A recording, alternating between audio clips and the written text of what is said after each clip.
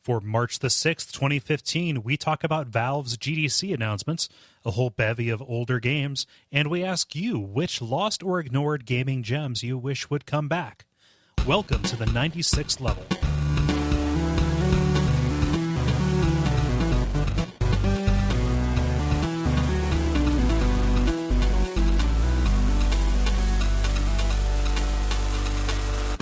My name is Kole Ross. I'm Dennis Furia. I'm David Maismith. I'm Ben Merkel. And you're listening to The Level. It's a podcast for people who love video games. Guys, I don't have any banter for the beginning. Nothing cropped up, nothing new, nothing happening. GDC is going on, but none of us are close to that. Well, have there been any... Well, I guess this is a brief material. I was going to ask, I haven't seen anything earth-shattering from GDC. I've got something good. That's my brief. I've got something okay. That's my brief. Yeah. I've got something. That's my brief. I'm furiously Googling. I got something for you right here. Yeah. But yeah, we're not part of that. We're not in that world, but it's also early in the week. We're recording this, on Tuesday, and this episode comes out on Friday. So, if Screech comes out and says, he's got a magnum opus that's going to make audiences weep in video game form as some kind of cross between Grand Theft Auto and Dear Esther, then I'm sorry. I'm sorry that Screech scooped us. That's not the way time works. Sandbox weeping. Although we may have to do some kind of extra edition or insert an evening edition, if you will. It's a choose your own disaster game. Isn't that just SimCity? What? I'm sorry, I'm not aware of the SimCity game you're speaking of. Choose your own emotional disaster. choose your own catastrophe. Yeah. But we've got kind of a longer episode. I feel like kind of brewing up, so I don't want to burn too much of our time right here. So why don't we jump into? How about this? How are you guys doing? Doing good. What do you think the expression "burning a candle at both ends" means? Does it mean like you're doing something too quickly, or what do you think? Got too much going on. It means you have really weird candle holders. It's supposed to be an I or a lowercase L, not an uppercase T. I don't know. Burn it like you're just you're overcommitting. You most candles burn at one end, but you're burning it too. All right. Okay. Yeah. All right. I'm good with that. Burn the candle twice as fast. Right. It meets in the middle. It's like a more tragic version of Lady and the Tramp. So when it meets in the middle, which flame goes out first? I think they become one. To become one. Extreme effort without time to rest. The phrase, which originally came from the French expression, came to mean working so hard that you burn yourself out. Can you burn the midnight oil while you burn the candle at both ends? I think they can be in the same room, but they can't be similar scents. They have to complement. And I think you have to get some kind of feng shui expert in to consult. Otherwise, you're going to fuck your shit up right. Got it. Yeah. Did you just roll a U? Yep. How do you pronounce feng shui? It's unpronounceable. Next level junk. Do feng shui, and you're just referencing the role playing system. What? Shui? Yeah, apparently there's I'm listening to a podcast right now that is doing a role play using the feng shui system, which is centered around action movies and stuff. So there's a glass of water and a mirror and a couple of Uzis. Yeah, and a couple six-sided die. A well placed Right, but you have to place the Uzis right at the right position, so as not to throw off your feng shui. Yes, pointed at your enemy. Like I said, pointing them at yourself would definitely throw off your feng shui. Yeah. I'm sorry. Can you say that again? Huh? Say what? So you said a word there, feng something. Oh, feng shui? Oh, yeah. I like a better way that I do it. I cannot roll R's or U's or... I'm on enough of a roll for both of us. So they've been pronouncing it feng shui in the podcast that I'm listening to, but I just looked it up and it's not spelled any different than the regular feng shui. So maybe the people in the podcast just have it wrong. Maybe they're making some kind of goof on Hong Kong Fooey. Maybe. But feng shui is the actual way to pronounce it, right? Is I'm it? sorry, but, what? yeah, you're saying. I just kind of want weird. everyone to have a different pronunciation of it. Yeah. Okay. Let's pick this to be our feud for the next 25 episode. Smash Bros or Smash Brothers, doesn't matter. It's out. Dennis, I'm gonna need you to drop another poll. Let's make this happen. Yeah. How do you mispronounce feng shui? But it's gonna be all in text. It's the same thing spelled. Hey, they have phonetic alphabets. Sure. Now we're back on the Wikipedia thing from the pre-roll. So we've got the usual kind of nonsense for you. We've got the brief, the multiplayer, and the grind. Let's hit it. Guys, do you mind if I go first in this section of the grind? Or sorry, the brief where we talk about video game news? Yeah. Yeah. I don't Depends mind. on what your topic is about. Well, I mean, there's no way to know until I do it. I mean, there could be a way for us to like find some kind of shared document and get together ahead of time, but no, that's ridiculous. That's laughable. Why would we do that? So Valve is making kind of a big splash at GDC this year. Last week we multi swoop. Yeah. You guys knew I was going to pick this because I'm excited about it. So we talked last week about their VR solution that they're doing with God, fuck me. Their VR headset that they're working on with HTC. But I'm excited about this thing that was announced like right before we started recording. So Valve is putting out 2 pieces of hardware this November. The first of which is the one that we've kind of come to expect and have waited for. At least I have been waiting for it for the past 3 years now, something like that. The Steam controller is coming out at a cool $50, $49.99. Yeah, and so I don't know if that's going to be wired or wireless, but I'm still excited about it. Kind of the dark horse on this is something I didn't expect them to put out, but I knew kind of they were accounting for, which is a little tiny box akin to a Apple TV or an Amazon Fire TV called the Steam Link, which is a little piece of device, a little piece of kit that is meant to stream video over your home network onto a TV. So if you have a computer in your office and you want to play some sweet Steam games on your TV in your living room without putting your PC next to your TV, then this is going to be the thing that you want to plug in. It'll do 1080p at 60 hertz with quote low latency. I'll believe it when I see it. And it's got USB ports and HDMI and network cables and all that. Again, for like a tidy $50, which is much lower than I expected those to be. So the big question is, how did they misspell link? Because it's not technology unless you misspell the word slightly. No, it's spelled like the fairy guy who rescues Zelda. L-I-N-K. It's actually Lynx. You actually get a giant cat. Yeah, yep. It's the Atari Lynx. It has a battery life of 3 hours, but it has a color screen and it plays a pretty passable version of Aliens versus Predator. And it has a murder setting. a murder setting. Yeah, like a lynx. Okay.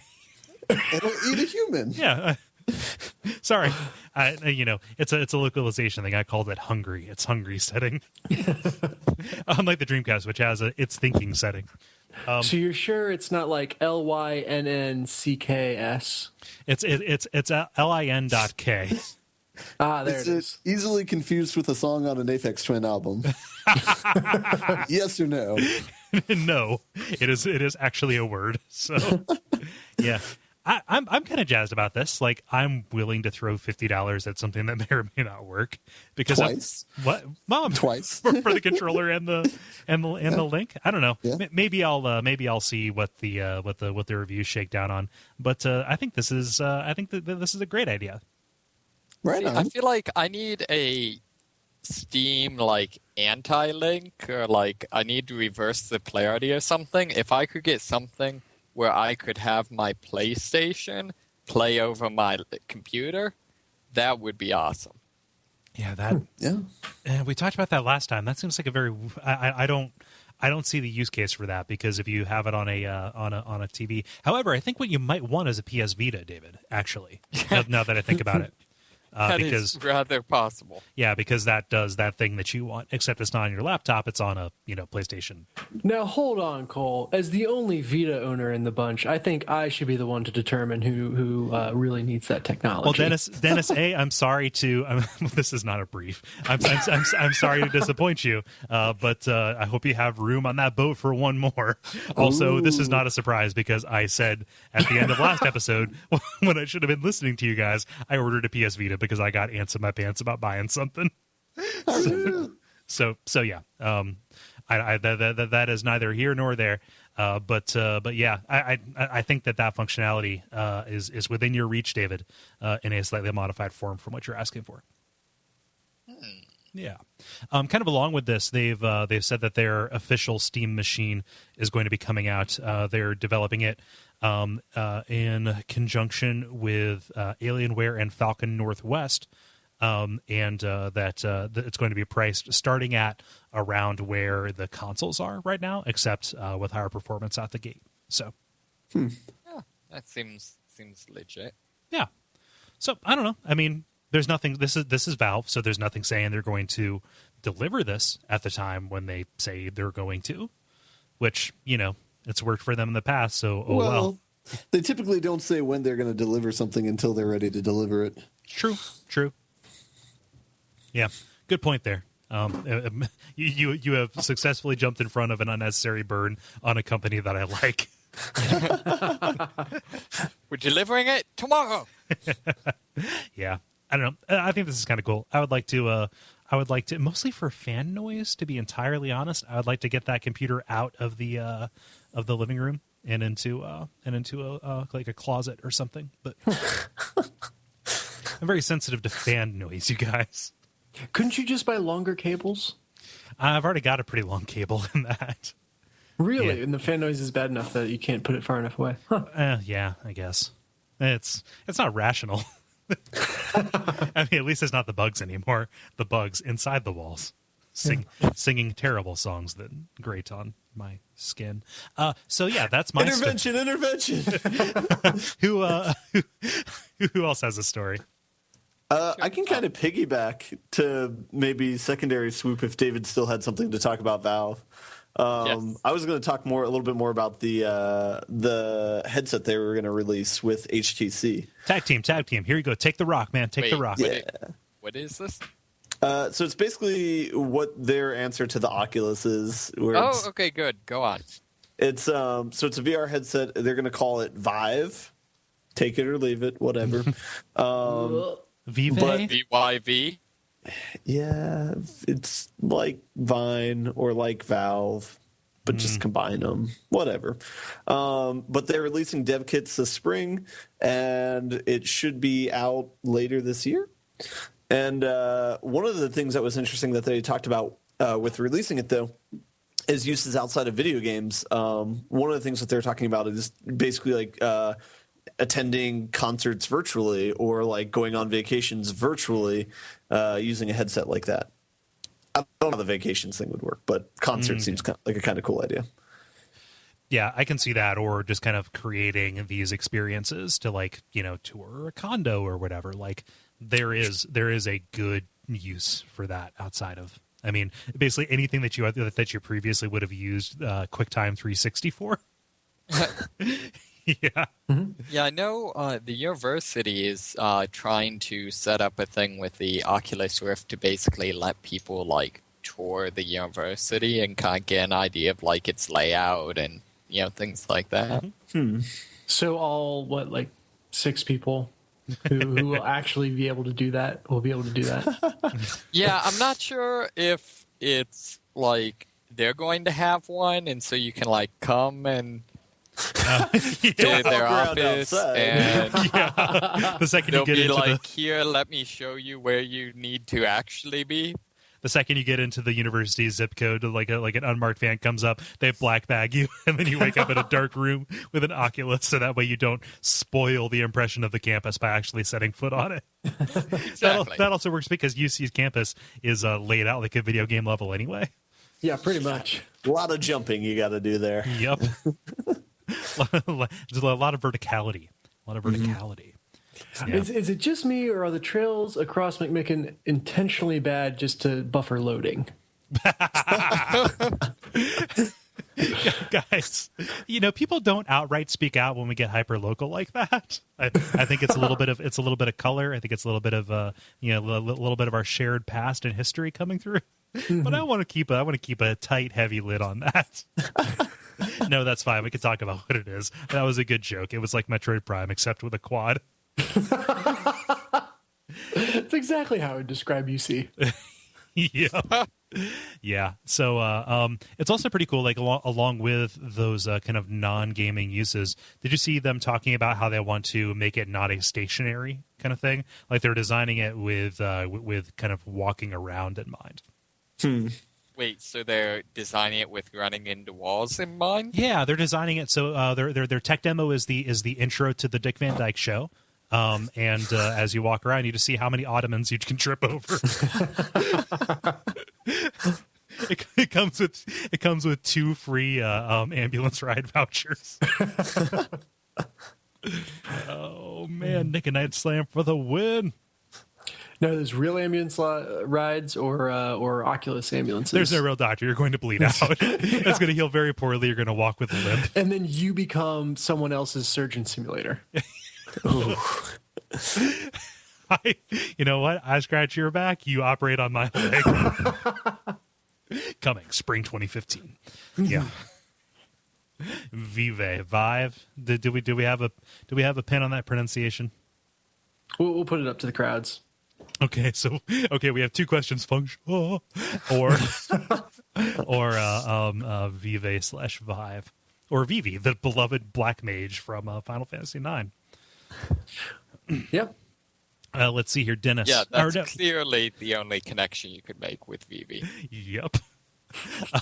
David, how about you? You have another Valve jam, or have you been? You done been Valve swooped? has announced that they're going to be releasing Source 2 engine. It's they haven't said a great deal about it, but it's apparently going to be freely available to anyone. They kind of cite it as kind of trying to piggyback on, I guess, reading between the lines on some of the success they've had with Steam. Is Steamworks? Is that content? Yeah, Steamworks, Steam Workshop. Yeah. So they say it's going to be, quote, available free to content developers. That's all they've really said about it. I feel like maybe, the takeaway I'm getting from this is we're never making, Half-Life 3, maybe you will. I think the takeaway is fuck you, Epic and Unity. Because boy oh boy, that race to the bottom on the dev middleware has taken hold. If this is in fact entirely free and there's no string attached, then that's a really big deal. Like if you look at even as recent as 3 years ago, on the Unreal Engine, I think you had to pay thousands of dollars per seat in licensing fees. Either that, or you had to basically sign up for a royalty structure to where you were paying a percentage of revenue on every game sold. Were you referencing? And again, I've just stumbled into this. Apparently, Unreal Engine 4 is also going to be free. Yeah. That's what you're. Okay, I wasn't. Okay, yes. That is very similar. This is a very recent, very recent development. Yeah. See what I did there? Yeah. Yeah. I think this is cool. They've kind of alluded to have they rolled out Source 2 across Dota or whatever. It would make sense if they did, because Dota is the only game they care about anymore because it makes them a lot of money. But I don't know. Yeah, I think it's cool. Giving people with ideas free tools to do shit is a good thing. Mm-hmm. Yeah, I don't know. I wonder, for Valve, obviously the revenue model is you're probably going to sell it on Steam. Right. I wonder for Unreal what the revenue model is. I don't know, because Unity has the asset store. right? Like, they basically say, if you're a developer and you make something you want other people to be able to buy, put it on our marketplace, and we will take a cut of that. So that is kind of like offset it. I don't know what Unreal is doing to offset it. Yeah, well, because I don't know like who makes what, but it seemed to me like Unreal, kind of the last cycle, basically made Unreal Tournament 2000 whatever. It sort of sucked, and well, I mean, it wasn't that great, and but then they've just been selling Unreal to like every shooter ever. Maybe. Yeah. So I mean, presumably they're not doing that now. Yeah. I mean, Unreal has been the engine of choice for a lot of console development for a long time too. Right. So I wonder if maybe they're still going to charge for like commercial licenses. I could see it, especially because like any kind of revenue share model wouldn't work at that scale. Like a big company, Electronic Arts, is going to say, "Fuck you, you're not going to get 3%," because that would be much more than what we would pay in a per seat license. Right. Yeah. Economics of game development, guys. Good stuff. Yeah. Dennis, how about you? Yeah, I was kind of surprised that this wasn't Ben's because before Arkham Knight has even been released, they have announced the next Batman game. Brr? Yeah. I give you guys... Arkham Mid-Morning. Come on, Arkham Mid-Morning. No, it is Batman Arkham Underworld, and you play as the villains. So here, Are you for fucking real? I am for fucking real. Okay. This is a real thing. The caveat is that it is on mobile. Casuals. Yeah. Oh, so this is basically just Injustice: Gods Among Us. Maybe I don't. That's I don't know. that fighting game where you pay $3 to play as the Joker or any other character you would want to play as. Maybe I'm not. I'm not sure of the mechanics yet. It's going to involve some kind of base building and training henchmen. Oh yeah. It's done by the same company who recently announced that they are going to do a Mortal Kombat X fighting game for mobile devices, which seems like the worst idea in the history of the world to me. But also, I kind of like this take on Batman. I can't think of a game where I've been allowed to play as the outright villain and kind of take down Batman, if you will. You ever play Evil Genius? No, I haven't. Yeah, it's a game that came out like in the early 2000s. It is it's like a dungeon keeper, except with an Austin Powers super spies, super villain kind of thing, where you're outfitting a base and trying to defend it against encroaching do-gooders. You've got like henchmen and stuff. Ah, okay, yeah. This seems at least like it'll be something like that. Yeah, so. Except with an energy system. Yeah. Yeah. Well, hopefully not. I mean, we'll see. Almost assuredly, yes. Yeah. A man can hope. Yeah. But yeah, this is kind of, it looks like an official Batman game, and they even went as far as to give it the Arkham title as well. So hopefully they'll do a good job with it. That's more in Square Enix and Warner Brothers' control. Mm-hmm. I think. How do you mean? Oh, like that doesn't have to do with Rocksteady or anybody who has direct control over the quality of the game. Like that comes down to Warner Brothers and Square Enix saying, okay, this can have the Arkham name. Yeah, I guess that's true. It's a development studio called Turbine working on it. So there's another game that came out in between. I don't know if it was the last Batman game or the game before that now, but it was called Gotham City Imposters. Yep. Mm-hmm. That was apparently a pretty good game. Yeah, I'm just reading about it now. It was made by Monolith, which is the people who made the Shadows of Mordor game that came out this last year. But I've not played that. But you can also play as villains in that game, though. Yeah. Yeah, you play as either like Joker fanboys or Batman fanboys, basically. Yep. Oh, okay. Yeah. And that's like it plays out like APB, like it's an action multiplayer action game. Okay. Yeah. Turbine, people will know them from MMOs. Yeah. So they did Lord of the Rings Online, Dungeons and Dragons Online, Asheron's Call. Oh, Lord of the Rings Online. Okay, I knew the name sounded familiar from somewhere. Yeah. Lord of the Rings Online is pretty quality. D&D Online's okay too. Yeah. Well, I mean, if you look at it as an MMO and not as a it was not me about to speak negative of D&D Online. It was me about to speak highly nostalgically of D&D Online. Okay, cool. No one needs to hear that. Yeah. Huh. I mean, it could be cool. The premise sounds cool. It sounds similar to the Metal Gear game for the Vita. Yeah. Well, and I like the idea of taking the question of where do they get all these henchmen and turning it into where do I get all these henchmen? Turning into a pressing concern. Have you continued watching Venture Brothers, Dennis? Maybe 1 or 2 episodes past where we were when I last spoke about it, so not very far. Okay. Yeah, you watching it spurred me to watch all of the series again. And oh man, I got laughed. It sort of ramps up. Yeah, it picks up by like the 3rd episode of season 1.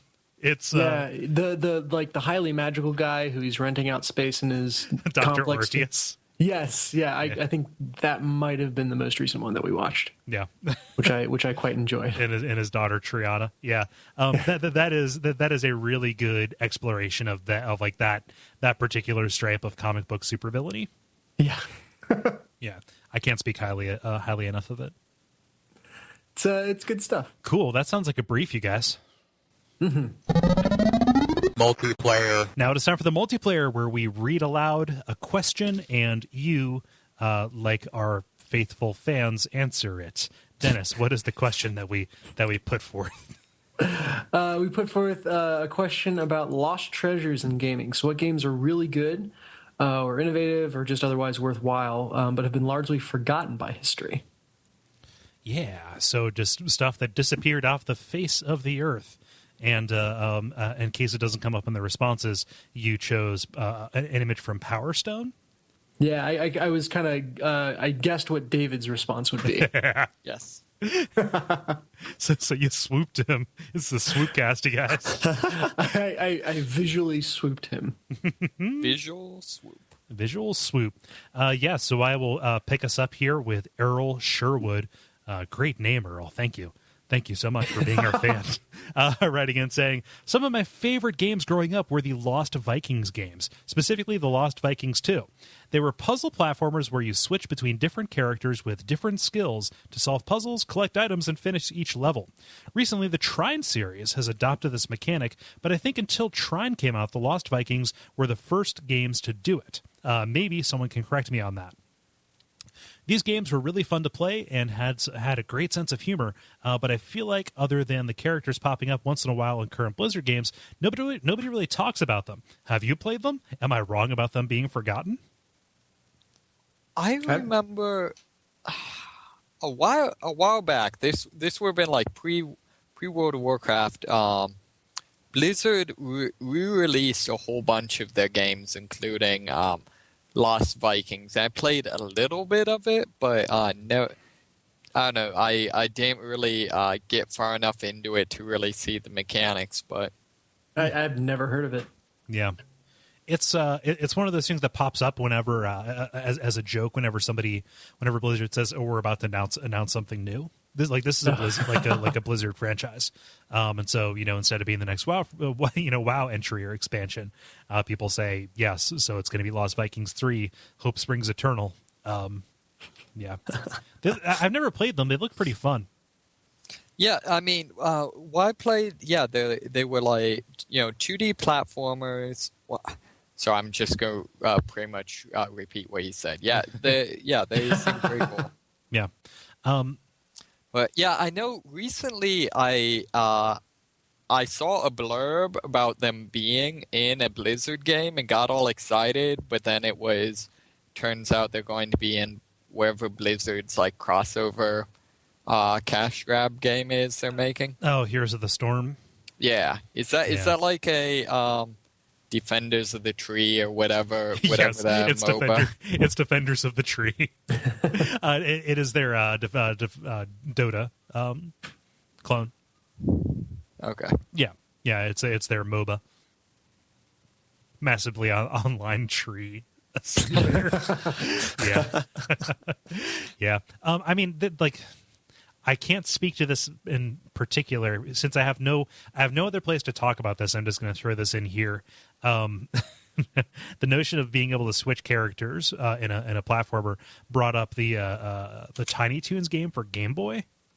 Oh, holy shit! Yeah, I know, right? So this has been on my mind because the Retronauts just did an episode about Tiny Toons video games, and that was one of the first games I really ever played and beat. On my own as a little kid, and that was cool because you could switch between Buster, Plucky, or Hamlet, and each of them threw different pieces of produce in like different arcs, and so you had to switch back and forth between them as the situation saw fit.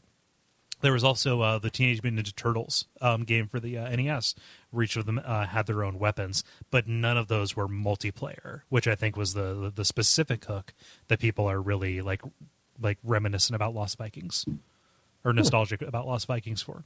Yeah. Let's see here. Ben, what does Franz say? Franz says, Spycraft, the great game. I'm not sure if that's the title of the game or if he's saying that Spycraft is the great game. Could be both. Yeah. It's a point and click with puzzles that actually made sense, which sound okay, whatever. And it's an FMV game that didn't suck. It's a realistic-ish take on espionage. It will probably turn out to be cheesy as hell if I ever go back to it. But back then, it blew my mind. I really miss FMV games. They were so cool. They're having like a little bit of a resurgence. Like you can find an indie one on occasion, like on iOS. Oh, really? What is it that is it Tex Murphy or whatever? Yes, Tex Murphy. Yeah. It's like motion capture or like face video capture, right? But what's it stand for? Full motion video. Oh, okay. Mm-hmm. Yeah. I kind of like face video capture. Yep. Oh, it's an FVC game. Yeah, wouldn't that just be LA Noire? Yeah. Spycraft, why is that? LA Noire is overacting capture game. I didn't expect him to be so angry. The game. It's like, whoa, man, chill out. The game. Yeah, that's pretty good. For some reason I thought that was a Sid Meier game, but I guess it's not. I know that there was one. Covert Ops or whatever was the Sid Meier one. That I was it is indeed Spycraft the Great Game, and it's available on GOG. Ooh. Yeah, so you can go back and revisit it. But who knows if that's going to be a good idea or not. Yeah, David, what's Brandon say? Brandon says, I was a huge fan of The Legend of Dragoon. Pretty standard JRPG, but I enjoyed the story and liked the fact that the protagonist was a grown-ass man. I'm tired of teenagers. Also, I'm tired of teenagers who don't know shit about shit saving the world. Also, I believe he goes on to say, get off my lawn. That's... Yeah. I can see how that would actually maybe be kind of a more interesting angle as opposed to just the weird, shipping and stuff like that in most JRPGs. Shipping. Love triangles and whatnot. Oh, yeah. I mean, just that every JRPG or Japanese thing in general has teenagers in it. Yeah. Yeah. Mm-hmm. I mean, that was a controversy around Final Fantasy 12, right? It was originally supposed to be about Fran, Bosch, what's his name? Balthier and Ash. But they added in the little kids because you got to have an angle. You got to have something that the kids can relate to. Which is my best Japanese businessman impersonation. Guys, I really need to workshop this one. It creates a lot of confusion. As opposed to like Metal Gear Solid, where Snake is like 80 now. Oh yeah. I don't know how you could get to a better impression without getting more racist. So. Yeah, see, that's the thing. We had to do so we were doing a kung fu video parody for a client video, and I was called in to do the to do the voiceover for it. Just because if there is a weird thing that, if there's a weird angle, I'm generally the guy that they go to. If they don't want somebody who's like, so you've got a product and your thing is like, it's not like that. And I agonized over how racist how because you kind of have to throw a little bit of, like, for lack of a better word, ping pong into it.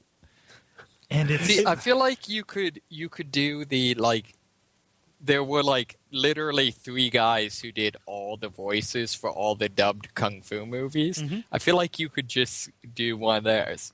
Yeah, but I had to be the voice of the wise master. There's literally like one guy who does the wise master voice in every. I just want to be on that call where you're like, okay, so how racist do you want us to go with this? Yeah. How many calls do you want to get from defamation leagues? Well, no, anti-defamation leagues. Sorry. You don't want to get any call from defamation leagues because fuck those guys. Why would they call themselves that? Yeah. But let's see here. Legend of Dragoon, that was that was fun. I remember playing the first 3 discs of that. Yeah, I have nothing else to say other than that was fun. Ben, what's Steven say? Actually, Steve. Yeah, there we go, Steven. Sorry. Actually, pass it off to someone else because I want to go for the one that's a proper number away because I have a comment on that one. Okay. Dennis, what's Steven say? Step up, yeah. First off, he says, let's see if I can make a comment without a misspelling, an incorrect title tense, or Kole janking my steeds. By saying that, I'm going to look even harder, right? I run a tight ship here. Swoopcast. Target acquired. You just painted a target on your back, Steven. Swoopcast Engage. So I feel like I should be playing like Masterpiece Theater music in the background. I've always had a fondness for Landstalker, The Treasures of King Noel, an isometric Genesis adventure RPG that I rented a few times in my youth and always remembered later as, quote, that game where the characters have big feet, unquote. I'm not familiar with this game. Yeah, I had to look it up, and truly it is the game where characters have big feet. At least they're well grounded. Damn it, Kole!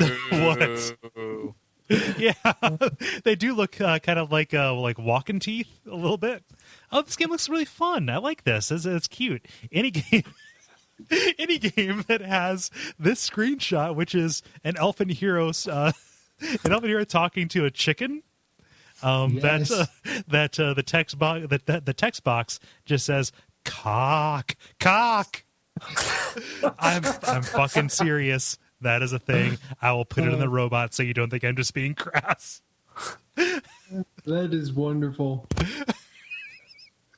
So, yeah, this has come up every once in a while on suggestions for Watch Out for Fireballs. And if we didn't have to be so strategic with how we did our JRPGs, I would be definitely gung-ho about doing it because we need more 16-bit RPGs, and we need more 16-bit RPGs that were not published by Square. Oh, poor Square. Well, Square gets a lot of attention, you know? Oh, that is a wonderful Did you guys get screenshot. the image? Yeah, I just opened it. Okay. I don't That's think hilarious. I did. How do I do this? Yeah, it'll show up in the sidebar.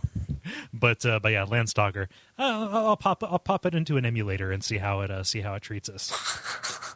You know. Sure. I like how it's an asterisk that is speaking as well. Yeah. Chickens don't have names. Unless you name them, like Mr. Bokbokok.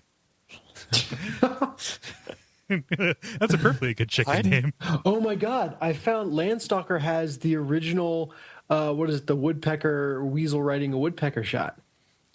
Weasel What? riding what? Wait, that's like a genre?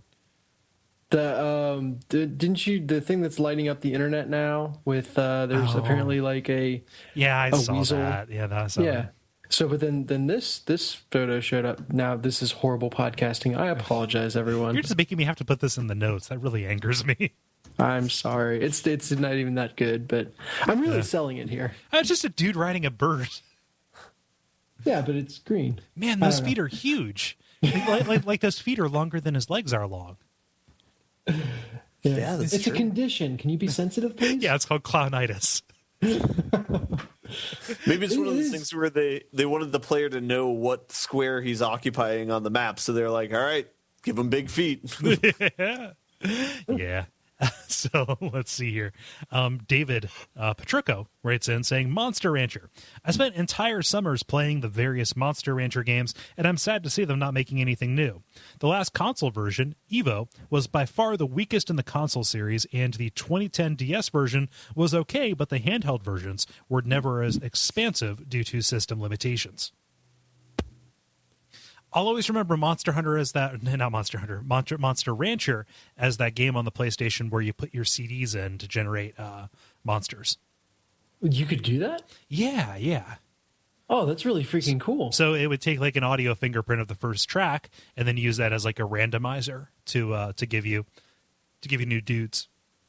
That's awesome. That's the question, like, what monster would I'm blanking on a good song to use, would Journey Don't Stop Believin' generate?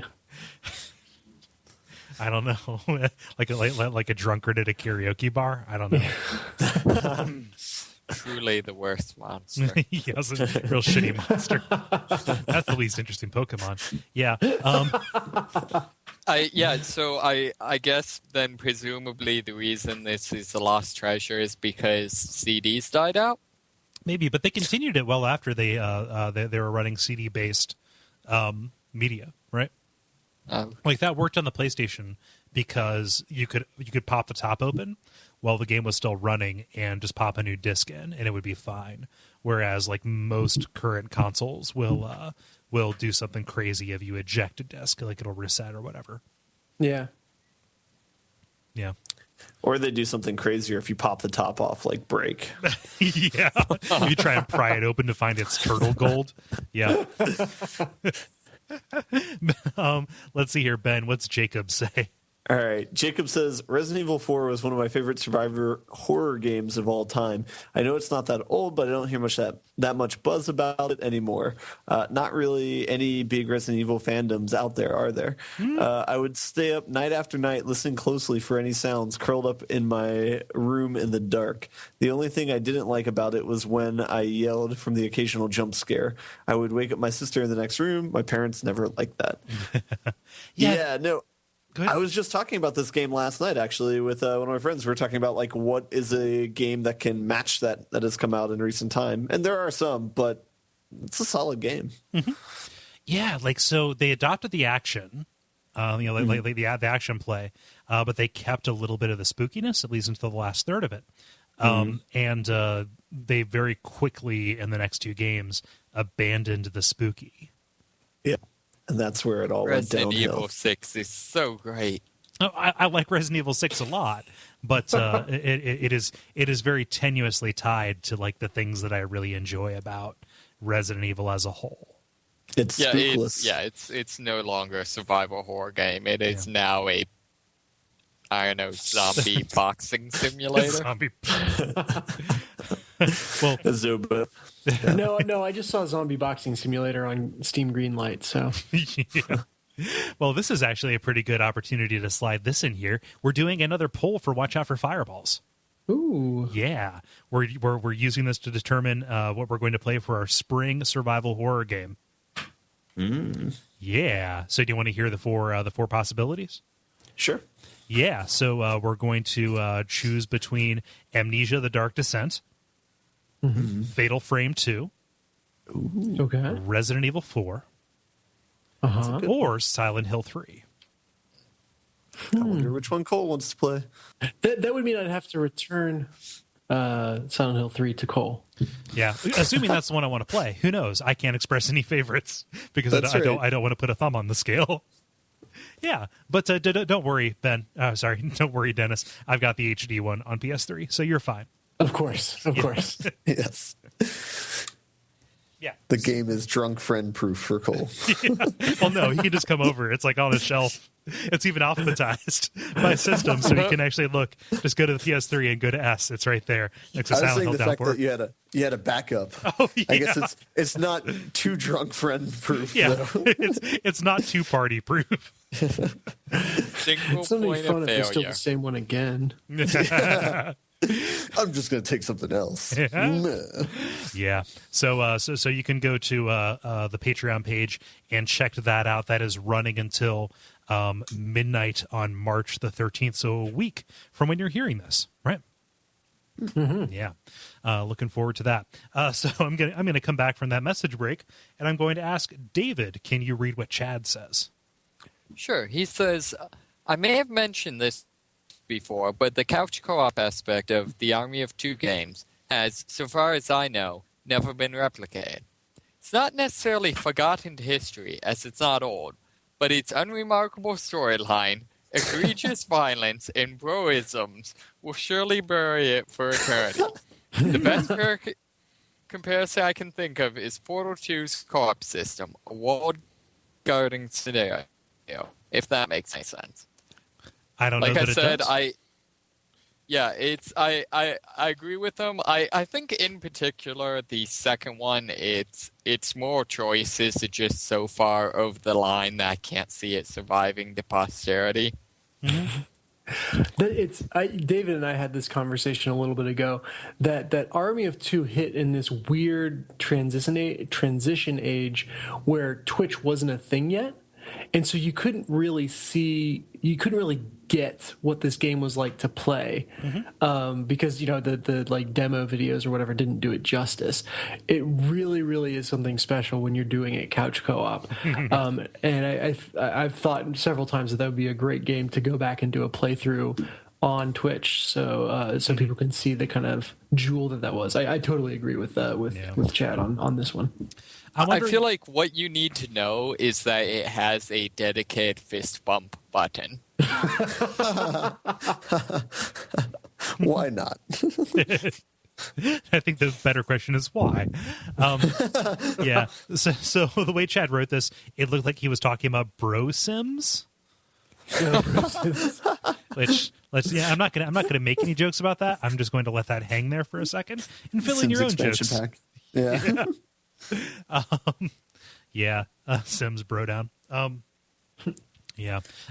So I feel like there might be some posterity for Army of Two, especially if it remains available on digital distribution, because because it is a co-op thing, it may end up falling into the so bad it's good or good bad movie, kind of territory for it. However, a good bad movie you can be done with in 90 minutes, whereas I assume this is at least a 6-hour game. Yeah, but that's the thing is it's a really, really good game. Most good bad movies don't allow you the option to allow it to happen. Oh, well, not the second one. The first one is amazing. Yeah. Okay, the first one. Okay. Yeah. Well, and I would argue the second one is very good overall, which is one very unfortunate moral choice that no one really... It's, again, one of those things where no one thought through what would happen if someone actually took the option where you didn't do the quote-unquote right thing. Right. So, yeah. Yeah. Let's see here. Dennis, can you tell us what Sean Petrie says? Yes, it is Petrie. He corrected us very kindly over email. Nice. And Sean says, I always reflect back on Blast Corps for the N64. I remember renting it with a half dozen friends, and we all took turns going through nearly the whole game. Nothing like rolling into a nearly abandoned town in a dump truck, swinging it around and smashing a grain silo, only to have to hop into a robot and either do a barrel roll or jump into the sky and plummet into a skyscraper, only to clear a path so nuclear missiles don't bump into something and explode because the truck can't turn. It always gave me the feeling of Tonka trucks for big boys. And after reading that, I have no idea what this game is about. It's like a top-down... I love the fact that you apparently have to jump into a robot and do a barrel roll. Yeah, I mean, it's part of the mission. You don't question command. No, this is it's like a top-down action, like vehicle-based destruction game, I guess, is the only way I can think to describe it. It really is a thing of its own, and I don't know that I've seen it replicated. I feel like you could almost even extend that and say like the entire like vehicular vehicular homicide. That too. Vehicular combat genre seems to have kind of died. Yeah. Anything from like, the Twisted Metal, Vigilante Twisted 8. Metals through like or games like this. Yeah, the But last they Twisted did Metal. another Twisted Metal. Yeah, it didn't do very well at all. Is that because it was bad or because it didn't sell well? I have no idea. Or maybe because no one cared. Both? if there's a sweet tooth in the forest, does it burn down because his hair is fire? Auto Assault was so good. Yeah. Was that action? Because it's MMO, right? Yeah, but it was pretty much a vehicular combat game. You almost said it again. You almost said it again. Yeah, I've got vehicular homicide on the brain, so if I suddenly disappear, you don't know what happened. You're laying low. I know exactly what happened. You said it 5 times. Like we will. Like I could turn if you go into a bathroom with the lights off and say vehicular homicide into the mirror 5 times, a car plows through the wall. yeah. Oh, it's terrible. Okay. People But don't try that at home. It was basically when you live that, on the third except, floor. You had firing like arcs or firing pie charts, and I don't know. Let's see here. Twisted Metal, like it reviewed okay. Like it got a 76 on Metacritic, which I guess is That's nothing. not okay. Man, I'm fine buying a 76 game. Great inflation. Not great inflation, great inflation. Let's see here. I'm talking nonsense, so I'm going to move on to the next one. Let's hear. Allison Baker writes in saying, Sentient for the PC or PS1. It's a great little adventure game wherein the player is tasked with investigating an outbreak of radiation sickness aboard a space station. Things go wrong immediately, and you discover that the station is on a collision course with the sun. Oh no! The gameplay involved exploring the labyrinthine station and questioning the crew members with an expansive dialogue system. This took place in real time as you hurled towards your inevitable demise. I was never able to complete it at the time, and since then I lost my copy.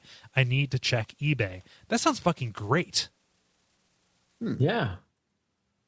The closest I've played to that, like at least in that description, is a game called Siberia.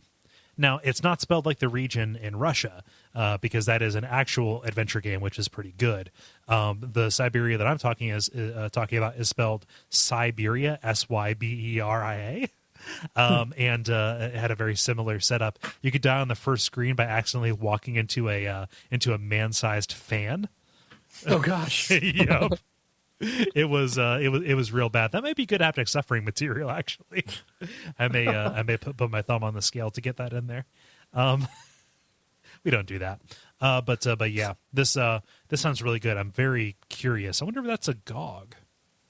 If that's a goggable. Doesn't look like it shows up on GOG, but that sounds might really just not be. Yeah. Yeah, sounds really inventive. Anyway, David, you were going to say something. Oh, just because this is apparently the podcast for that Labyrinthine. Labyrinthine. Why does that sound familiar? Well, no, how you pronounce it? Labyrinthine. Yes. Yeah, there we go. Okay. Cool. I feel like this whole like real time. You've got a time limit for the entire game. I feel like that's one of those things that everyone always like, oh, what a cool concept, and then it's like, fuck this. I didn't mean to run out of time. Like, don't give me more time when you run out of time. If the loop is tight enough, or if they give you the ability to like jump back, I can be kind of down with it. Like, it's a bummer in Darkseid because it's way too early. However, like the Last Express is predicated on that loop. I feel like it's relatively successful for that. Yeah, see, I'm going to say this was a PlayStation 1 game, so the loop was probably not tight enough, and they probably did not give you good options for jumping back. Yeah. I know the Last Express came out like 96. What about the Dead Rising games? Did those... Ben, you would be better bother you to on speak that? to that. Yeah, they had time mechanics with them. Right, And the right. I'm second one just saying, is- I don't remember them being too bad on that. Well, yeah, you could. The nice thing about that is if you started a new game, all your stats were maintained, so you could ruin everything and you'd be okay. Yeah. by all the Zombrex. I think that you were about to cut in with something, Ben. Yeah, I was gonna say it definitely needs to be done in the right way. So like the time mission at the end of Halo 1 is fantastic, but that's a tight loop, I guess, if we're talking about tightness of loops. Yeah. Yeah, I'm gonna have to check this out because that sounds really, really good. To me, anyway, to my sensibility. Let's see here, Ben. What does Christopher say? Christopher says Sim fucking Tower. Motherfuckers! You should add like a explosion sound effect after I say that. I've already done this sound effect I'm going to do. Wait, was Sim sorry. fucking Tower the one where you build a giant brothel? Continue, Ben. I'd also add the first Age of Empires. That was my first entrance into the whole real-time strategy game, and actually got me to learn what the hell a Hittite Yes, was, Hittite. which I don't know at such a young age. What's a Hittite? It was Age of Empires. a Semitic tribe. All right. Yeah, as exemplified by Uriah the Hittite from the Bible. Part of he was a soldier in King David's army in the Book of Samuel. Yeah. What? I can know things. Come on. I have to be honest. I'm really surprised that the Sim Tower games have never got an expansion, just because it was a really, really popular game. It still seems like a game people liked, and then the Sims franchise then just kind of exploded. So I'm kind of surprised it never got expansion, just even simply as a cash grab. See, it's funny because both of these kind of games fell victim to the same forces. I think Sim Tower and Age of Empires, right? Like you could argue that like Tiny Tower is a relatively new version of Sim Tower, right? But that isn't, nearly like they had to compromise it so much in order to make it profitable that it's not even really the same game anymore, right? It's about waiting and, getting bucks and using that to, decide which business is going to be where and riding the elevator up. Whereas they've done recent versions of Age of Empires, but Microsoft Game Studios has mishandled it so much in trying to modernize it that I think they lost what people like about it. I never played the games. Oh, you know what? Forget that. I played Age of Mythology, but even that, similar except with goofy stuff in it in terms of gods and things. Yeah, I think that both of those just didn't survive the modern PC kind of sensibility. Sure, I can see that. Guess maybe that's something that'll inevitably at some point be indie gamed. Yeah, Sim Tower is great though. I have a lot of good memories of that. Yeah. Let's see here. Who's going to go next? Who just read that one? I'm sorry. I did. Yeah, that was you, Ben. Let's hear. David, what's Ryan say? Ryan says, "Damn, I hope I didn't miss the cutoff. Just barely. Mine would have been Baton Kaitos, Eternal Wings, and The Lost Ocean. An interesting and well put together RPG that I rarely hear people bring up. Then again, that seems to be the case with a lot of GameCube games. Yeah. I don't know. I had a friend in high school, Andre, I think. Yeah. He was a huge fan of this game. And, at least from him describing it to me, it seemed like it was really, really crazy in depth. Mm-hmm. But I never heard much about it other than from him. Yeah, Baton Kaitos is what he's referring to. Okay. Yeah. Yeah, so I think that like late 32-bit / early whatever you call PS2 and GameCube, like just those RPGs just don't have any staying power. Like just these weird kind of so one-off. many of them, right? There was this weird glut. Like people, I think the only like relatively new franchise, and even then it wasn't really new, but it kind of flourished in America was the Tales games, and those I don't think I've seen anything come out of those recently, right? Like, there's just a bunch of really, because like if I was going to throw in with this, I would say like Breath of Fire. We haven't seen any of those since Dragon Quarter, and I know there's like Breath of Fire 6, but it's a free to play online kind of thing, and that's really disturbing to me, or at least disappointing. But yeah, Baten Kaitos is one of those ones that people speak about, but I have no idea what it is. Because it just came out with so many of them. While I was hearing it, it seemed like it had a lot of. I just remember there being a lot of like really in-depth like boss mechanics and like tons of optional bosses and stuff like this. Granted, I'm hearing this all secondhand, but I don't know. Yeah, it's a pretty good one. Dennis, why don't you round us out? All right, Robin says, Paradroid for the Commodore 64. You were a lowly cleaning robot and survived by temporarily possessing some more powerful robots through a highly innovative minigame. The more powerful the robot, the harder the minigame was to win, and the shorter the possession time. This led to crazy shooting, bumping, possessing frenzies to stay alive. There is an app which emulates the original, but it would be awesome to see an updated version with a greater variety of robots and capabilities. I was thinking of stacking while reading that. I don't know if that game actually had time limits on how long you could take over another doll in the game, but that's the only thing I can think of that emulates that kind of gameplay. Like maybe Oddworld Abe's Odyssey a little bit. I could see being just like being something that approaches that. I don't know. Like, that sounds really interesting. I'm going to have to take a look at least at videos, because Commodore 64 is a huge blind spot for me. How sophisticated was, like, what console or whatever would Commodore 64 be kind of comparable to? It was like even earlier than NES, but it was still more powerful. Like, it had a better time doing like more complex kind of games like Ultima 4. Yeah. So like somewhere between Atari and NES? Yeah, like 8-bit computer would be the broad category that it falls under, except with bitchin' music. Nice. Yeah. Huh. Yeah, so let's go around and do ours. Thank you everybody for chiming in with your responses. It really kind of you've turned me on to a surprising number of really cool things that I have created a list for myself to check out. Woohoo. I'll do mine real quick. Mega Man Legends. Yes. Okay. Yeah. Boo-hoo. They canceled the Mega Man Legends 3. It is a major injustice, whatever. But like that was a really good series, and I revisited it recently when we were doing the Brave Fencer Musashi episode of Watch Out for Fireballs, just to see if, my beloved version of the game from around that time would run and hold up better, I think, than that one did for me, than Musashi did, and it does. And like it has tons of personality still, and I like the loop, and I like the action RPG kind of side of it. I would say I would love to see that.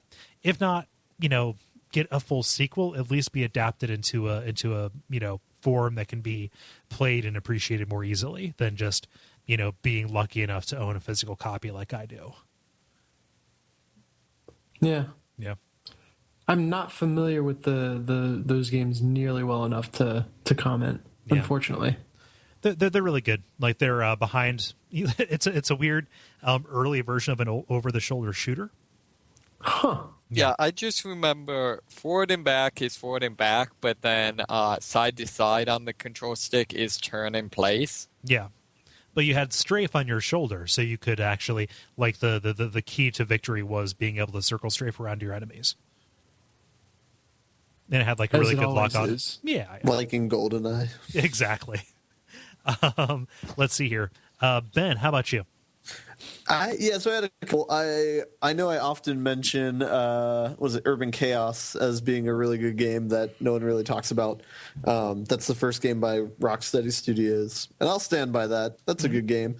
Another one I could think of was Fusion Frenzy was a really good party game. I feel like that has not really been innovated on, but I mean it's basically like a Mario Party, but not Nintendo. So yeah. That was Xbox. That was Microsoft first party, right? Yeah, it was the game that came with Halo, and that's how people found out about it. Yeah. Huh, I never played enough of that to know. It's good. How about you, David? Well, first, and this is one that kind of came up and was reminded of reading some of the early ones, would be Auto Assault. That I don't know, I think had a fairly interesting setting, and I think it's about the closest I've ever seen to a game legitimately doing an action MMO. Right. So, unfortunately, its actual MMO set mechanics were rather crappy. But it just wasn't balanced that well. So that again? It just wasn't balanced that well. No, it was just. I think the two biggest things were their grouping didn't quite work. There's no real reason to group, and you were all in cars, so you could all not stay together at very high speeds. Also, the crafting mechanic was kind of cool because it had a lot of like destructible structures, and that's how you got raw material, was like blowing up abandoned buildings and stuff. But then the crafting system was just incredibly over the top complex. So that studio got shut down because they were part of the Lego universe side of things. Really? And yeah, their like holding company said, yeah, this isn't doing any good, so we're going to dissolve your entire studio. Yeah, that seems rational. Yeah. And then NCSoft now continues to publish things that will succeed in Korea. Yeah. Did I touch a nerve? I'm sorry.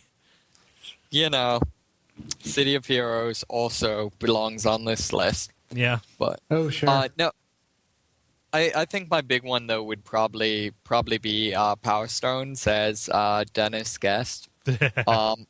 I don't know. Like in general, I think the sort of, I don't know what you'd call them, the kind of free roam fighting games. Kind of like Power Stones and like Super Smash Bros. 2D scale are something I really like. I also really like the way they really doubled down on like the stages that would really affect gameplay and change over time and stuff like that. So yeah, man, I have such good memories. Like that first Christmas that we got the Dreamcast, just over break with nothing to do, being hunkered down in the in the basement playing that game just over and over again. When I got my Dreamcast, I got Sonic Adventure and it was like the happiest I'd been with a video game. Yeah. Until the next Christmas when I got Shenmue and Seaman, rest in peace, Leonard Nimoy. Yeah, man, the Dreamcast, I really love that system. I'm surprised. I know, particularly Power Stones, but in general, I'm surprised more didn't get picked up off of the Dreamcast.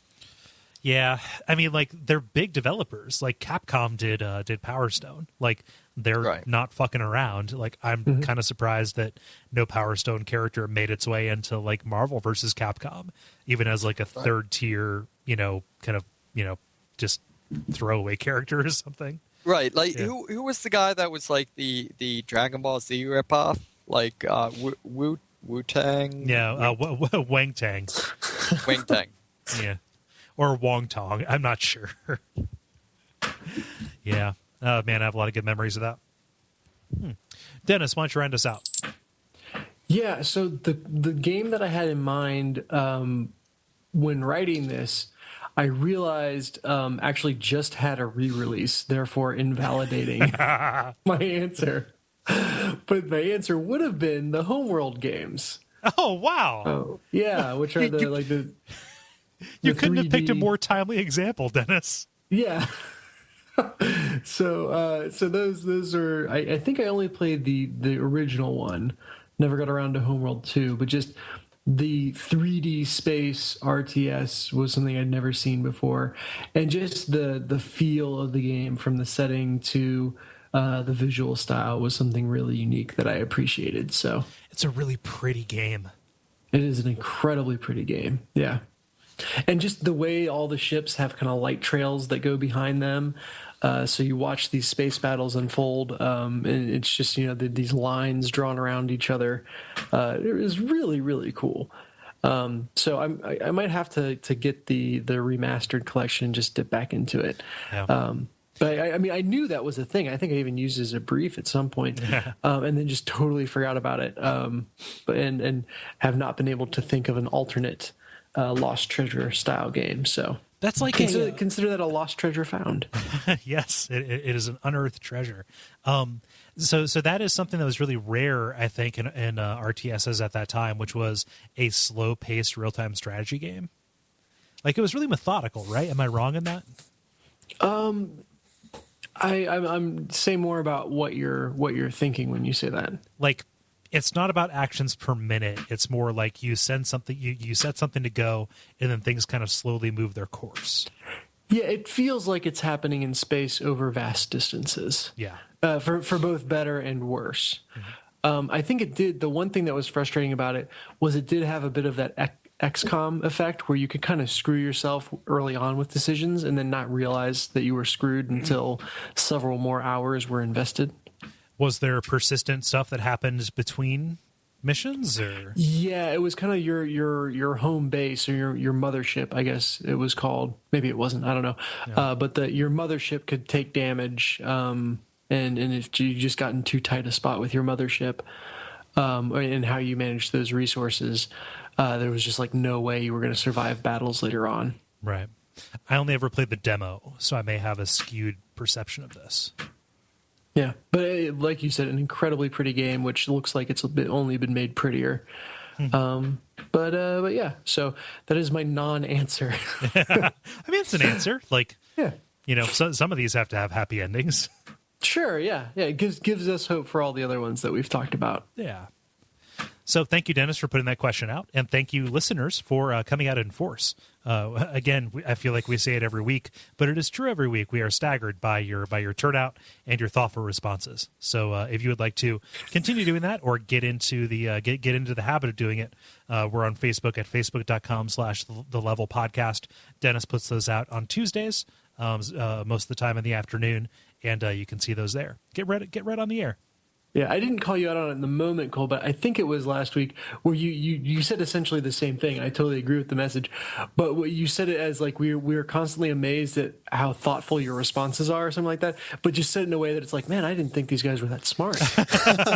No, I just... It's amazing that you guys can type. Yeah. Yeah, you're just a bunch of fucking dullards. You listen to this horse shit, don't you? Yeah. Give me your lunch money right now. Yeah. It's good. Like, but you guys are awesome. Yeah, I mean, like, I just podcast for people who love video games and bullying. Yeah. Yeah. People who love video games and hate themselves. Yeah, no, like let me opine for a second. We have an awesome community of people who think about what they say, which you can't take it for granted. And like, it's always been that way. We have regulars, but new faces pop in and they match the tone. Like, we are so incredibly fortunate to have such a great network of support out there, people who tune in. I'm grateful on a daily basis. Mm-hmm. Yeah. Moving on. We just kind of sat in that warm fuzzy moment for a minute. Yeah, we did. The grind. It is now time for the grind, where we talk about the games we have been playing over the past week or so, just to draw an arbitrary line around it. Who wants to volunteer to go first? I can go. Go ahead. Yeah, I've just kind of got an old classic that I dipped back into. All the snow made me go back to SSX. Oh. Which I absolutely loved and sunk a ton of time into, and then kind of drifted away from. But I've meant to go back to it for a while now, and it's just the blizzarding out kind of finally swayed me to do it. And I thought, like I said, I'd sunk a ton of time into that game. I thought I'd seen most of it and pretty well completed it. And then when I went back into the track select mode, I saw I've only done about a third of the challenges in the game. Oh, damn. Yeah, so it was like this huge surprise present to myself that it wasn't just going to be retreading old stuff. Like, I really have barely scratched the surface of this game. I think it's probably because I went really heavily into the multiplayer when I played it last time, and then coming back to it now. Just have a whole bunch of stuff in single player to explore that I never touched before, which is good because I can kind of go back to all the easier runs and relearn everything. Right. Which that's always the biggest concern coming back to a game like this. Is, hey, I used to be really good at it and kind of just have muscle memory for all the buttons and what the right thing to do was. And now, I'm kind of rusty. And how easy will it be to break back in? Shaking the cobwebs off, yeah. Exactly, yeah. It was surprisingly easy to do, mostly because I think the game doesn't penalize you for doing... let me say it this way. The game doesn't penalize you unless you do the same trick twice in a row. Right. So as long as you are doing different tricks on each jump, you don't really need a ton of memory on what the tricks actually are. That's not the focus of the game. Mm-hmm. They call me Two Trick Johnny. Yeah, yeah. So you can just alternate back and forth between two if you have no imagination and want to keep yourself clear. But yeah, I mean, so it was surprisingly easy to get right back into. And man, the thought that came to my mind while playing it is this is a game where every inch of it is dripping in risk and reward in a really fun way. Just because it is inherently you're careening down a mountain. Versus kind of being like a Tony Hawk where you're kind of in a skate park and kind of set things up a little more deliberately. Every second you have to decide, do I try to get an extra rotation on my current trick before I land? Do I try to hit the ramp immediately in front of me and maybe not be able to maneuver fast enough to get there? Or do I try to really set up for a huge jump on the one a little further down? Do I try to jam in extra tricks at the cost of speed, meaning that I'll be doing smaller tricks, or do I really kind of zoom past some easy opportunities to launch myself high into the air? It just, it really lends itself to that constant mini decision making on how big you want to go. Do I cash in my combo, or do I try to keep it going for an even larger multiplier? That sort of thing.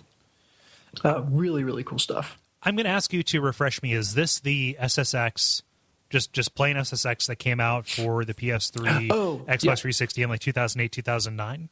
I think it came out later than that. I hope it hasn't been that long. Jeez, 6 years would be a travesty for me to have missed. I am really sorry to say this.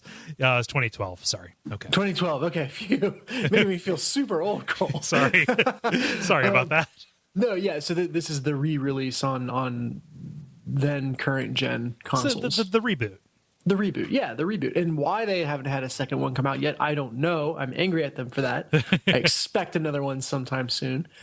But yeah, it's been really refreshing. The runs are never longer than a couple minutes, so it's easy to just kind of jump into.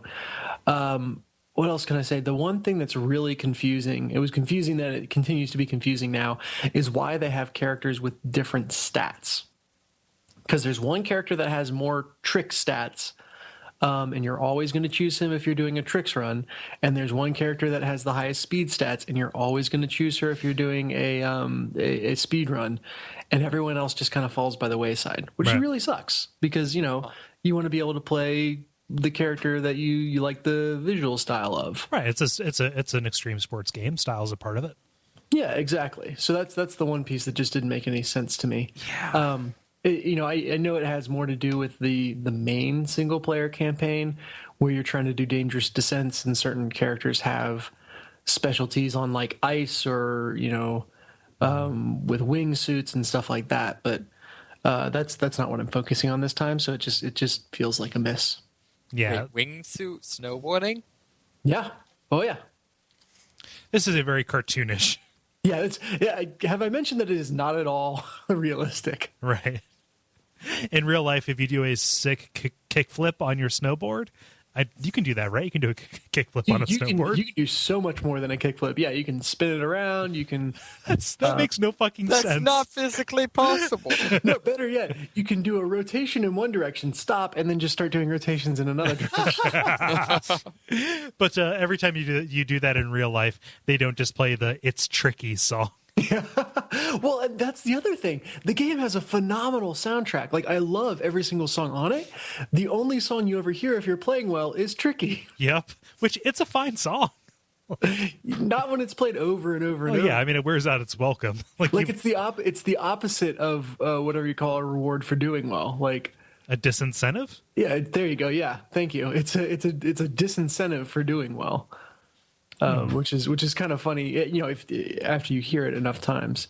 Yeah. But I'm not doing that well yet. It was easy to get back into it. It's not that easy to get back into. / I was never that good at it to begin with. They should make the soundtrack go at a certain speed, so you have to outrun the song. That could be cool. The thing that I do like about it, it's just really subtle. But when you launch yourself into the air, whatever track is playing will get kind of like a little envelope over it. It'll get kind of murky. Mm-hmm.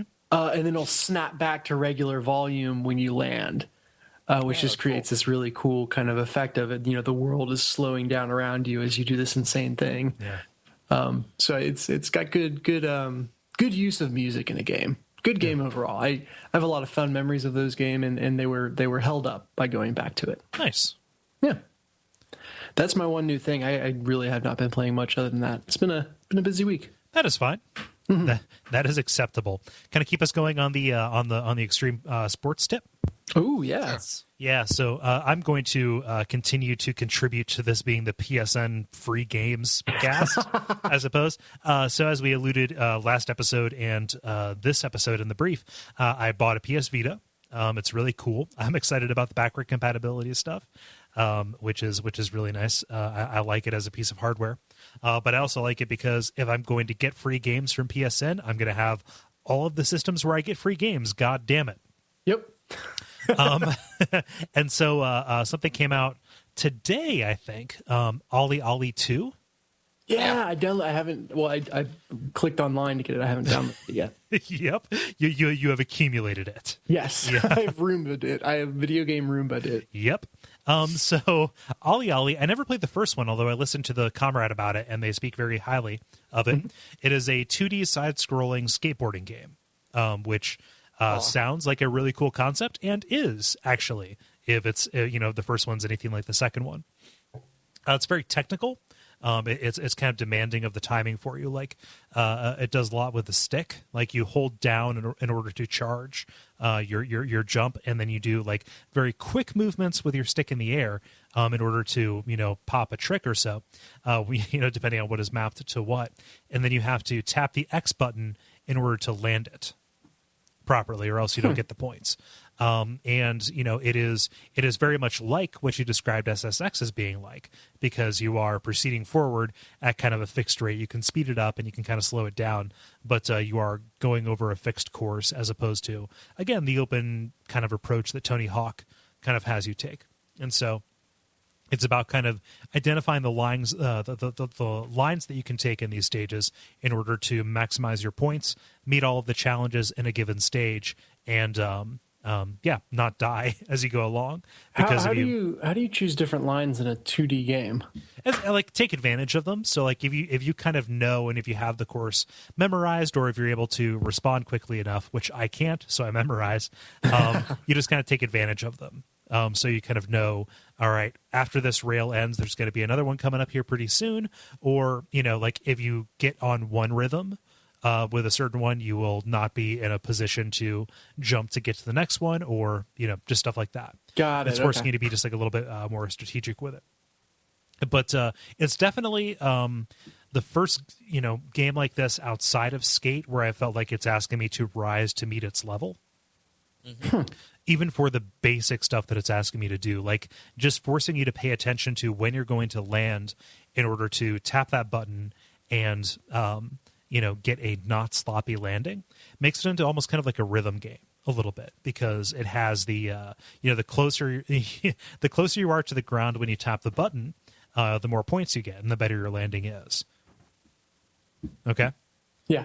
Yeah, so it's really cool. I dig the look of it. I like how fast paced it is, but it is a great fit for the Vita, and I'm excited to kind of dip into it. And this kind of seems to fit alongside a bunch of other games that I think are going to be really good in handheld, like Rogue Legacy or SteamWorld Dig, where you just kind of like dip into it and then dip back out of it, kind of like you would with an iPhone game, except you have a good D-pad and you have or a D-pad at all. And the analog sticks and stuff like that. Like, it's really pretty cool. Yeah, dip into SteamWorld Dig, not spend like hours upon hours at a time playing it. I didn't do that. Nice. Yeah. So if there are no questions about OlliOlli, like I have mostly just been playing Professor Layton versus Phoenix Wright, which has continued to be exactly what you see on the box. Have they met yet? Yes, they have met. Okay. It's funny because like the bulk of the game takes place in this fantasy world called Labyrinthia. And I'm sorry, Labyrinthine. yeah, Labyrinthine. There we go. And so Professor Layton is the one who kind of like goes into it after Phoenix Wright is sucked into it. But Phoenix's memories are taken. You know, like he loses memory. Him and Maya Fey, and like they're acting as bakers in this world. Except they are the only people who are, you know, like Phoenix is wearing a blue suit when everybody else is in this traditional medieval garb. And Maya is dressed up like a shrine girl. So they're very obviously out of place. It's really funny. That's funny. Also, Nice. they're still pretending that Phoenix comes from America as opposed to Japan, which is another flavor of funny. So, yeah. Good, man, handheld gaming, you guys. Yeah, it's a good time for it. Yeah, it is a really good time. Good. Are they still keeping like a good blend of puzzles going, or has it leaned more towards one game style so far? It's been about 50-50, if I'm being honest. The very minute that I get tired of playing one or the other, it switches to the other one. So that is that has worked out nicely. I tend to like the Phoenix Wright sections more. Because I'm a bigger fan of Phoenix Wright than a Professor Layton. Mostly because everything that you see in the Phoenix Wright sections, you're paying attention to it in order to gather facts for the case. Mm-hmm. Like the actual, reading of the dialogue is the game in those, in that mode. Whereas in Professor Layton, like I want to do a bunch of brain teasers. I want to do these puzzles, but everything that falls between those, yes, it's advancing the story a little bit, but it's advancing it in a very kind of simplistic and kind of like overly verbose kind of way, where Luke, the little sidekick, will say something, and then Professor Layton will say yes, and then repeat the same thing, and then the little kid will say something and repeat it. It's a little bit much. And like, when are they gonna get to the puzzles? Like, I want to move the matchsticks around, you guys. Yeah. So that's a little bit of a bummer. Like, I don't know how much of it has to do with the fact that I'm still kind of getting into the swing of the story, and what they're saying and talking about will eventually get more interesting, a little bit more lively. As I go along, but the Phoenix Wright stuff is top notch so far. Glad to hear it. Yeah, I might have asked this last time, but why is it versus? Is Phoenix trying to put like Layton behind bars, or what? they're on two different sides. So this may or may not be spoilers. The game is about witch trials, Oh, okay. and they may or may not be on two different sides of whether or not witches are a plague on this town. Fair enough. Yeah. That's my understanding of it anyway. There is no reason for them to be in conflict yet. They have met, but not in a versus capacity. Yeah. Who wants to go next? I can go. This will probably be fairly short. I've just continued to play Destiny. It continues to be good. I'm level 18 now, and I'm on what I think is the last planet. So, What planet is it? Mars. Okay. Enigmatic Fair as always. enough. Yeah, I don't know. I'm continuing to like it. The story doesn't exactly seem like it's going anywhere in particular. But I mean, I'm kind of just, writing what once went wrong and hoping the next planet is the planet home or something. You know where home is. You can just go there. That's right.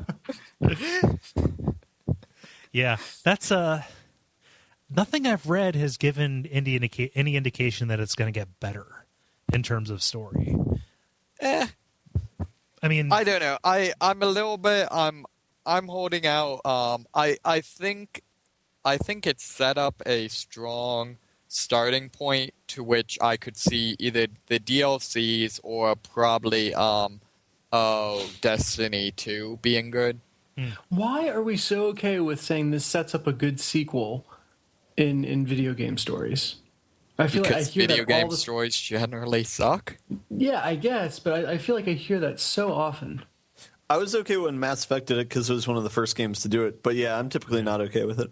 Yeah. I know. I think it's honestly. I think part of it is just because video games, particularly large video games, have so many moving parts that it's very difficult to get both good gameplay, interesting premise, and good story. So ideally, they get one or two of those knocked out the first time around, and then get the rest of it next time. Yeah. I think the only time that has really been done where they've taken an unacceptable game with like a little bit of promise and then delivered it on the sequel was Assassin's Creed 1 to 2. Yeah. Like that is the counterexample, but it is so rare. And I think that is kind of offset by something Destiny is very guilty of, which is a publisher coming out and saying, we have a broader plan for this. It's the whole pre-announcing a trilogy kind of effect, which again, Mass Effect really guilty of, but I think that Mass Effect 1 was an engaging enough game, not as good as what Mass Effect 2 would ultimately be, and told a serviceable enough story that it was like acceptable in a way that Assassin's Creed 1 or it sounds like Destiny doesn't. I don't know. I've had more fun in Destiny than I've had in a very, very, very long time. I mean, fun. Yes. Okay, cool. Yes, fun. There we go. It is not for me to question what fun is. Yeah. No, I know. I think it's a good game. I don't know. I like shooting dudes. Mm-hmm. I'm happy you're having fun with it. I mean, so are you tempted to kind of like dip into alts? Into which? Alts, like, to create another character in a different class. I mean, I would be tempted if there were 3 of them just to make 3 characters and level them equally. But right, yeah. I know. Right now, I've got the character that I think is probably probably most represents the playstyle I want. I'm playing as the Titan, which is kind of the heavy armor, punch all the things class. I tried the hunter some, and it's a lot of it has its moments, it has some nice abilities, but it really focuses on headshots, which I just I don't know. That's I mean, not if you're really going to get out there, if you're going to audition for parts, you got to have some good headshots, right? Right, exactly. It's your destiny to be a good actress or actor. You're going to be a star, kid. Not sure what just happened. Sorry. Kole was doing his Japanese businessman impression.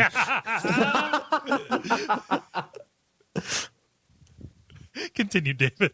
Yeah, so I know, like the classes are enough different that that it's I could see myself doing it, but not so much different that I feel like I must, if that makes sense. Uh-huh. But I also I like at least 2 out of 3 races. You like 2 out of 3 what? I'm sorry? Of the races you can play as, both the robot people and the human people are pretty cool. The emo kid people are a little unusual. I mean, are they like organic aliens or? They're people who have no choice but to wear lipstick and goth makeup, apparently. Like, imagine if an entire race of the people Cure looked race. like, imagine if an entire race of people looked like the Crow. Okay. Very, very careless about the props in their movie. That horse is as dead as Brandon Lee. Yeah, I kind of keep returning to that well, don't I? Yeah. You know, I kind of wonder what they were intending to go for with it, because with that race, because I've never seen any of them that don't just look ridiculous. I mean, do they have an origin story? Like what Basically, makes them... their plot line is that when the darkness came and everything went to hell, a whole bunch, everyone that had access to spaceships fled Earth, and they're basically the descendants of the people that fled Earth, and it's implied, and maybe where at least some of where the story's going, that something happened and now they're vaguely changed and supernaturally, and I don't know. Yeah. So it's Their basically eyes the Dragon glow. Riders of Pern. What? So it's basically the Dragon Riders of Pern. Yeah, I honestly, like, I'm not quite sure where they're going with them. Uh-huh. So it's Yeah. interesting. Well, I mean, by looking at the information that I see in front of me, which is definitely not Wikipedia, races are pretty much entirely cosmetic at this point. Oh yeah, right? and 100% cosmetic. Okay. But no, I particularly like I like the handling of the robots in it. I like the fact that the robots are generally treated as just straight up people, as opposed to like really doubling down on like, oh, every other episode is going to be wondering, can I really feel love? That's an important question. What? That's an important question. True, but yeah, you know what I mean. Like they don't do the whole like, oh, they're robots, therefore they don't have emotions or cannot understand these illogical Earthman thoughts. Right. And I really like one of the vendors is just this robot that's hundreds of years old, and so effectively has like robot PTSD from just having hundreds and hundreds of years of memory that I can't quite keep straight. And there's just some interesting angles. Yeah. Like that sounds more interesting to me than what the usual Bungie story is, which is let's name stuff after archetypes. Like Right. I mean, that's still definitely a thing. Right. I don't know. There's a lot. This is again like the thing that everyone says about the game, but there's a lot of interesting world there. They just haven't quite told a particularly interesting story in it yet. Mm-hmm. The sequel will be great, I'm sure. So, Is that all, David? yeah, that's it. Cool. Ben, how about you? All right, I got one little ditty. I started playing XCOM again from from Dennis talking about it and playing the board game and whatnot. I'll do my banking, I guess. So actually, Kole, there's literally a role for you in the board game where you can do banking. So, oh, right, sweet. Yeah. Finally, it's Kole's time to shine. I'll show all of you. XCOM Comptroller. Ex-comptroller? He did a really bad job. We had to take away his license. He ran this place into the ground. It'll take years to recover. That's hilarious. Go ahead, Ben. Yeah, so I started an Iron Man run of it, so you cannot save in that mode. Just because I wanted to see. Just normal. Normal. Nothing insane. Aside from doing the Iron Man run. Well, that's was to try and see how hard that would be. Because, But it actually hasn't been that bad though. I've had 2 people die, and played it for maybe about 8 to 10 hours or so. So I think the trick is I haven't done any of the missions that I'm supposed to do yet. I've just spent all my time like doing the whatever surprise missions there are, and then just like developing my base. So right now I need to capture a live alien and interrogate it. And which is like a super early mission, but I've already got satellites over like all but 3 or 4 of the countries. So I'm kind of doing things out of order than how I did my first playthrough. So yeah, but so far it's been good. I imagine that my people are going to start dying pretty soon, but I'm just going to get some Shiv robots to replace them, and we will be fine. So yeah. Yeah. Are there any questions about it, Dennis? Are you naming your soldiers at all? No. Can't get attached. Vampire's my sniper, though. That's my sniper. Good name. It's a good name. I mean, is that I like didn't make it. eventually? Do they just start automatically generating those for you? Yeah. Or, okay. Yeah. Oh yeah, they automatically pick nicknames. Okay. Yeah. Which I feel like it's a missed opportunity, because no matter what you name your soldier, it will randomly assign them a nickname, and I don't know if you can edit the nickname. I think that's just. I like the nicknames. 'Cause I still remember Prophet was my support from the first time I played. Oh yeah, my original heavy from the first time I ever played the game was Arcade. Yeah, you remember those things, but there's kind of a finite pool of those nicknames, and whereas there's kind of just a ton of regular names, but they could have started working in the nicknames to the dialogue or to the voice work. Yeah. And I think that would have been cool. Like that would have been achievable. The massive amount of regular names, I don't think would have been as achievable. But yeah, everyone's going to. Sorry, go ahead. Unless everyone's going to talk like Stephen Hawking. Yeah, I mean, if it's limited, they can probably throw it in. Like they did that with Fight Night. Actually, you can select like a name for your guy that is not so they can say, okay, there may be like 20 of these. So like he can be Bruiser or the Angel of Death or whatever, and they can just record that in such a way that they can splice it in. Yeah, great punch by the Bruiser. So Ben, let me ask you this. So you're playing Enemy Within, right? Yes. So I have new access to meld and to either cybernetics and psionics. I chose cybernetics. Did I make the right choice? You can do both. Right, but it's kind of my horse early on. I mean, they have different advantages and disadvantages. Which one do you prefer? I think one of the best things to do is get your sniper the eye implants and the leg implants from the Thin Man that makes them jump any height, because they can immediately get the height on any other enemy and like destroy them with if you spec them right. So if they have the one where they can see anybody that's within their eyesight, that anyone in their squad can see, and if they have, I think the +10 aim, +10 critical chance if they're at a higher height than the other person. Like if you get all those kind of level ups to line up like that, then those people do a lot of damage. You do really wind up building the game around snipers. Yeah, they can do the most damage for sure in a single double tap.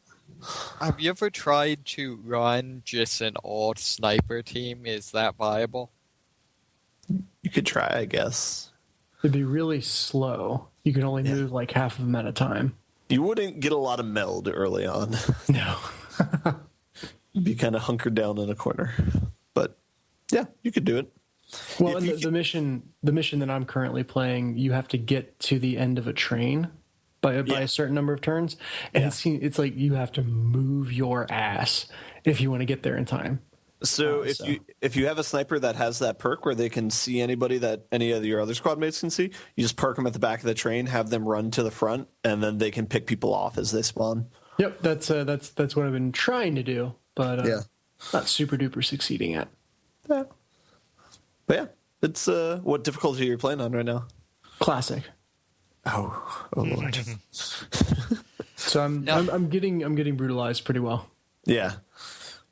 Now, is it once you get all of the satellites up, it's then impossible to lose funding, correct? I don't know. Is that true, Dennis? Will a country leave if they have a satellite? Oh gosh, I don't think that's the case. Okay. See, I thought it was a country who had a satellite could never get a random encounter. Right, Oh. but that doesn't mean that their panic can't go up. Okay. Because you won't get a random encounter. I'm not sure if that eliminates terror missions as well as abduction missions. If another country within your continent area goes up in panic, that might affect their panic as well. Yeah, because I don't know what you could do to stop it then. Like if you had like 3 abductions or whatever. Yeah. You know what I mean? See, the reason I pause that is the only fail condition of the game is if X number of or I think it's countries like 8. leave. Yeah, if 8 countries leave. So I have to imagine that there's not just hey, I can get these satellites up and never have to worry about losing. Well, yeah, but there's a win condition too, and so you have to eventually get that. Yeah. Huh. I don't know. Glad to hear you playing it again. It's we'll have to compare notes at some point. Yeah, man, it's a fun game. So yeah, so we'll see. Hopefully, I want to try and beat it with an Iron Man, but yeah, we'll see. If you asked me 2 years ago, what is the game we're going to talk about most on this show? Okay, so that's going to sound shitty. Like it's guys, why do you keep going on? It's actually like a genuine observation. Yeah, like there's The probably answer would be Dark Souls, though. But I early, like at least in this iteration of the show, I shunted that off right quick.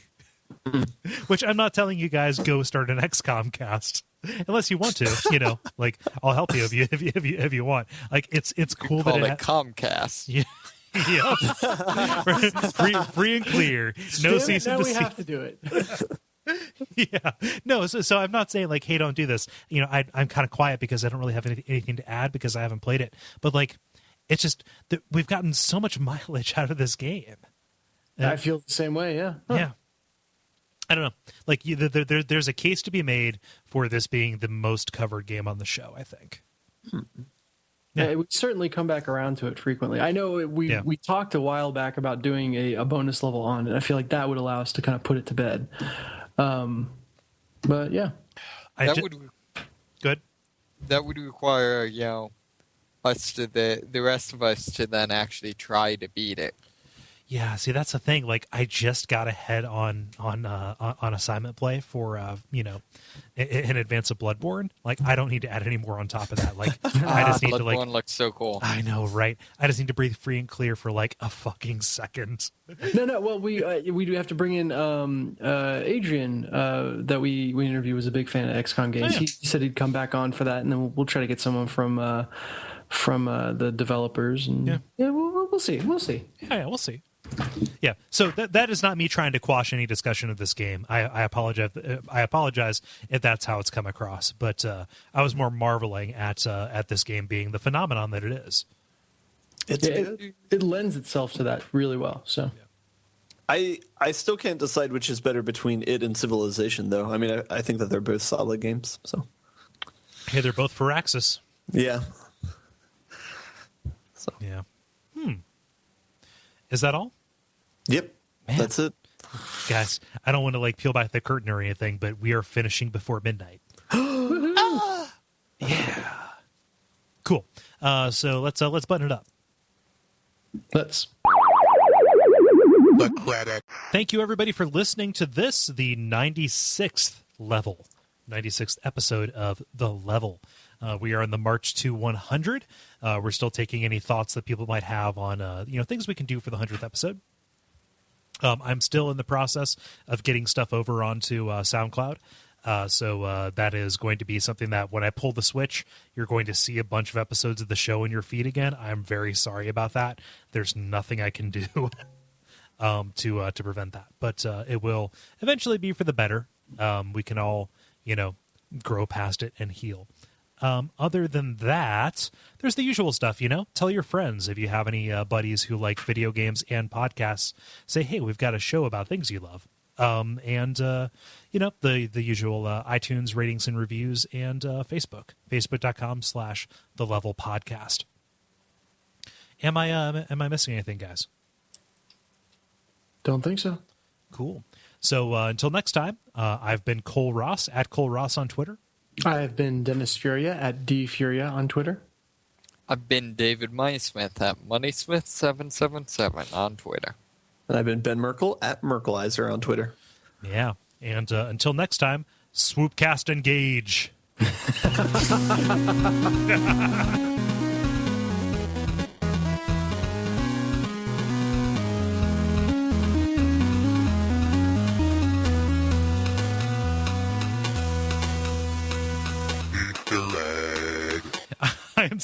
I'm sorry. I have the Wikipedia page open for Baton Kaitos, and one word stuck out to me: taint clouds. Stuff of Dolly nightmares. a poisonous layer of gas at the bottom of the sky. So cool, guys. Good on your lore. Good on your world building. Sorry, I'm going to close that.